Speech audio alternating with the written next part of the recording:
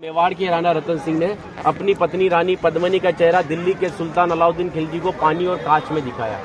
लेकिन हिंदुस्तान का साइंस कहता है कांच का आविष्कार 1535 में हुआ और रानी ने जौहर 1303 में किया। तो 237 साल पहले अपने हिंदुस्तान में कांच और मिरर नहीं थे।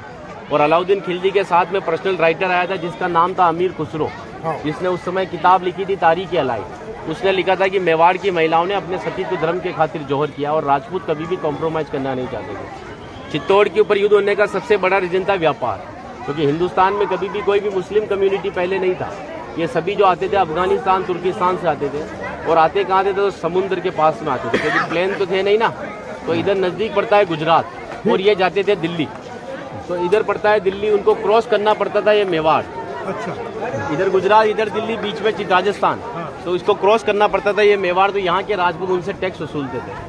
तो वो समय था 1299 का, जब अलाउद्दीन खिलजी पूरे हिंदुस्तान पर इस्लामी शासन चाहता था। गुजरात से जब दिल्ली की ओर रवाना हुआ तो यहाँ पर राणा रतन सिंह के पिता थे रावल समर सिंह। उन्होंने दिल्ली जाने से पहले उससे टैक्स लिया और टैक्स लेने के बाद में जब अलाउद्दीन दिल्ली पहुंचा तो मेवाड़ से नाराज कि मुझे दिल्ली में शासन करने के बाद में हर बार मुझे मेवाड़ को टैक्स देना पड़ेगा, इससे अच्छा है मैं मेवाड़ को जीत लूं। तो दिल्ली से वो 1.5 लाख सेना को लेकर मेवाड़ की तरफ बढ़ा, लेकिन चित्तौड़ से दिल्ली का डिस्टेंस 600 किलोमीटर है। तो उसने पहला स्टॉपेज 1301 में रणथंभौर के किले पर डाला सवाई माधोपुर। वहां का राजा था हमीर देव चौहान, जिसको मित्र बनाया और उसी मित्र को रात को खाना खाते समय पीठ के पीछे छुरा घोंप कर मार दिया। उनकी पत्नी थी रंग देवी। हिंदू धर्म के अंदर रात में चिताएं नहीं जलती, तो वहां की महिलाओं ने पानी में कूदकर जल जौहर कर लिया, बच्चियों ने सभी ने। लेकिन सुबह यह हुआ कि डेड बॉडियां तैर कर ऊपर आई तो आक्रांताओं ने डेड बॉडियों को निकालकर महिलाओं की बॉडी और बच्चों के साथ में रेप करके उनके बॉडी पार्ट्स को काटकर नग्न अवस्था में रणथंभौर के किले के बाहर लटका दिए, ताकि यह संदेश चित्तौड़ पहुंच जाए और चित्तौड़ की रानी पद्मिनी किले को छोड़कर दूर चली जाए। 1303 में जब अलाउद्दीन चित्तौड़ पहुंचा तो किले के ऊपर आने के लिए उसको 7 गेट क्रॉस करना था, तो इम्पॉसिबल था। तो उसने 1.5 लाख सेना को किले के चारों तरफ फैलाया।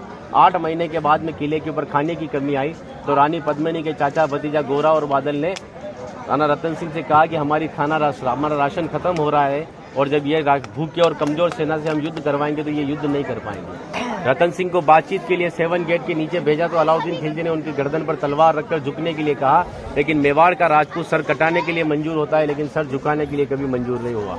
राणा रतन सिंह को धोखे से बंदी बनाया और रानी पद्मिनी को संदेश भेजा कि आप हमारे अधीनता स्वीकार करो, हम दिल्ली चलेंगे। रानी पद्मिनी कहती है जो नरसंहार तुमने 2 साल पहले रणथंभौर के किले में किया तो यहाँ की महिलाओं के साथ में भी वही होगा। इस वजह से जहाँ मैं जाऊंगी वहाँ ये वीरांगनाएं चलेगी। 2 महीने का समय लिया। अलाउद्दीन खिलजी ने 700 डोलियां किले की ओर भेजी, लेकिन रानी पद्मिनी को पता था कि मेवाड़ में घूंघट सिस्टम है, तो हर एक सोल्जर्स को लेडीज पोशाक पहनाकर तलवार और भालों के साथ में उस पालकी में बिठा दिया और रानी पद्मिनी की पालकी में भतीजे बादल को रानी पद्मिनी की वेशभूषा पहनाई और 700 पालकी एक कमांडर बनाया चाचा जी गोरा को। गोरा जब पालके लेकर 7 गेट के नीचे गया तो अलाउद्दीन खिलजी से कहा कि रानी पद्मिनी दिल्ली जाने के लिए तैयार है, लेकिन जाने से पहले अंतिम बार अपने पति से देखना चाहती है। जिस जगह रतन सिंह को बंदी बनाकर रखा गया, जब वो पालकी वहां गई और रतन सिंह जी ने जब घूंघट हटाया तो घूंघट के पीछे का जो चेहरा था वो भतीजे बादल का था। और बादल कहता है कि महाराज हम 20,000 है और ये 1.5 लाख है। एक राजा अगर नहीं लड़ेगा हमारे साथ में तो हमारी सेना का मनोबल कमजोर रहेगा। इसी वजह से राणा रतन सिंह को पालकी में बिठाकर किले के ऊपर भेजा। जब रतन सिंह जी किले के ऊपर आए तो किले के ऊपर आने के बाद में उनकी जय जयकार में हर हर महादेव और जय भवानी के नारों से किला गूंजने लगा। अकबर कहता है कि 8 महीने से तो किले से बच्चे की रोने की आवाज नहीं आई, लेकिन 700 पालकियां जब किले के नीचे आए तो किले से जय जयकार हुआ है, मतलब हमारे साथ में धोखा हुआ है। हर एक राजपूत कटने के पक्ष में था लेकिन झुकने के पक्ष में नहीं था। 20,000 राजपूत युद्ध में गया और अलाउद्दीन खिलजी की 1,25,000 सेना को मार दिया।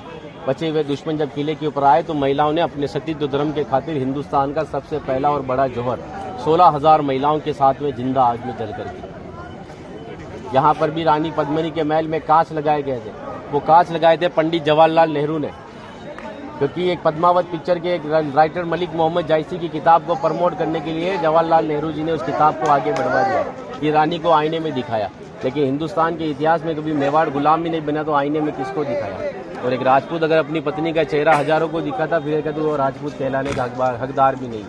इसीलिए 2 घंटे अपन इस किले के ऊपर घूमे तो एक लाशों के ऊपर चल रहे हो, सब जगह लाश है। इसीलिए उन महिलाओं के सम्मान के लिए कहावत कहता हूँ कि गिरा जहाँ पर खून वहाँ पत्थर पत्थर जिंदा है और जिस्म नहीं है मगर नाम का अक्षर अक्षर जिंदा है। और जीवन की यह अमर कहानी अक्षर अक्षर गढ़ लेना और शौर्य कभी सो जाए तो महाराणा प्रताप और शिवाजी को पढ़ लेना।